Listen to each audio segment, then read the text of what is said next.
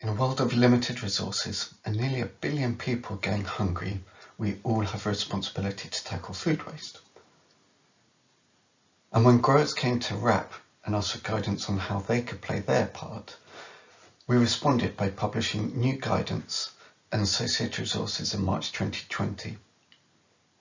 This recording provides a brief introduction to why a business would want to measure food waste and the benefits that it can deliver. Separately, there's a recording of the guidance itself, the process that a grower should follow, and some of the associated resources, which is based on a webinar that we recorded on the 19th of March 2020. So why measure in-field waste? Well, we estimate that in the UK there are 1.6 million tonnes of food waste in primary production, and just tackling that waste to improve food security and to take people out of food poverty is reason enough for anyone to take action. But we also know that there are really strong environmental drivers to reduce resource consumption and to improve greenhouse gas emissions. We also know from an analysis of over 1,000 businesses that from every £1 invested in tackling food waste, there's a return of £14. So there are really strong financial reasons to invest in field waste measurement.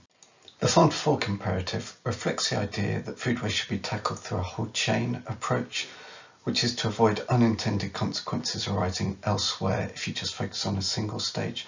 But also really important in the context of food waste in primary production is to think about where the drivers of waste might be arising off of farm, so how they can be changed to help food waste and productivity on farm, and of course vice versa, how the farm can help the rest of the supply chain work efficiently. And finally, the power of evidence should not be underestimated. We've seen that it's transformational in other parts of the supply chain, but from an individual business's perspective, you just cannot understand the issues, you cannot formulate solutions, and you can't monitor progress without measurement. So I just wanted to go over some of the projects that WRAP has delivered with growers over the last couple of years and pick out some of the interesting detail that's relevant to us here. The benefit that's come out most clearly across all of those projects is to look at variability in measurement across a group of growers. In this project, we're working with a group of 14 potato growers, all growing in a similar area and growing 3 varieties: Banana, Nectar and Maris Piper. On the right hand side, we've got 2 graphs here, and if you look at the top one, this graph is providing us percentages of the total yield coming off of the field, which actually ends up being packed.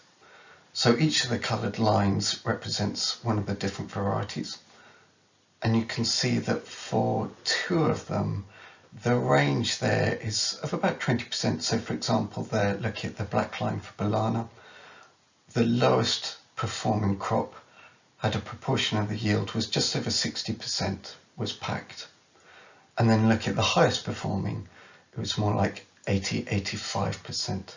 So a clear 20% difference there. We're also seeing that those growers that had the highest pack out rates also had the highest yields overall.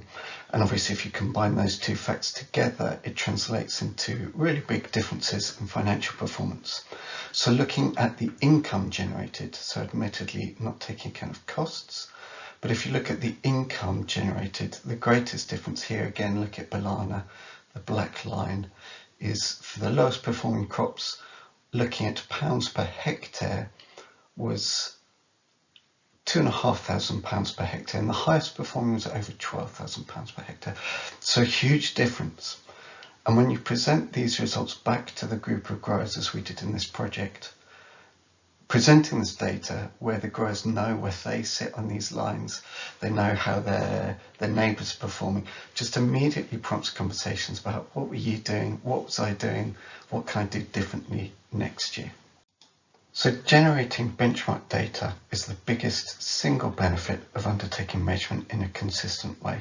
And I would strongly encourage growers to think about participating with their peer groups, with other growers, where there's a trusting relationship, where they can collaborate to measure and generate this comparative information so that they can identify opportunities to improve productivity, and that measurement is adding value to their businesses rather than just being a tick box exercise. And there are, of course, other specific ways in which measurement can be helpful. In this project, we worked with a group of strawberry growers to see how food waste measurement could be used to inform investment decisions. We were comparing two different production systems, so tabletop production, which is generally acknowledged to have high productivity, but also high investment costs, in comparison with ground production, which is cheaper but less efficient. And there are two farms where on each farm, on the graph here it's farm A and farm B, each farm was growing just a single variety on both tabletop and ground production systems. That provided a really nice comparison for us. And you can see in the data there, the blue bar represents the yield of class 1 fruit, and you can see that for tabletop production on both farm A and farm B, the yield was higher, and also that the waste rates were lower. So it's really nice to demonstrate that the theory that we had beforehand actually bore true in reality, but even more importantly, it was great to measure that so that you could put numbers against it. So the growers can now take informed decisions about whether or not it's worth investing in tabletop production. And there are other factors that the grower needs to take into account as well. And I'm not saying that these results mean that they should necessarily, but what I am saying is that that measurement provides the data to help those decisions be taken in an informed way. And the final point that I wanted to bring out from our work with industry here is that our instinct isn't very reliable. And we saw that really clearly in a project where we were working with growers of whole head lettuce, where we did some interviews and also growers for their opinion of what they thought their in-field food waste was. And you can see that in the graph there, that's the point on the right hand side. So they're estimating that their field waste is a bit over 15%. But really kindly, those growers also helped us to measure the waste in the field, so not just their own estimation, but actual measurement. And we saw that in reality, the waste rates was more like 30-35%, so more or less double what the growers had estimated. And it's not to say that growers are particularly bad at making these estimates. The point is that human beings generally are quite bad at doing this. We've seen this in other parts of the supply chain and in the home. We just always underestimate our waste rates. And it's not just in RAPS research that we've seen this. There's other research out there where very similar results have been recorded. So in my job, I often encounter businesses who absolutely recognise the importance of tackling food waste, but generally think that in their sector it's not much of an issue. And it's results like this that make me think, well, let's just double check that. And I think it's probably worth any business measuring waste at least once. If their theory that their waste rates are actually very low is borne out, then they've got a great story to tell. They've got the evidence to say, look, in my business, in my sector, our performance is great, we're really resource efficient and we have very low waste rates. But if that's not the case, and this information, this research is saying, well, actually it's quite likely it might not be the case, then you're highlighting more opportunities to target and to improve productivity. So that's all I wanted to talk through at this stage. I hope that's given you a clear idea of the benefits of measurement.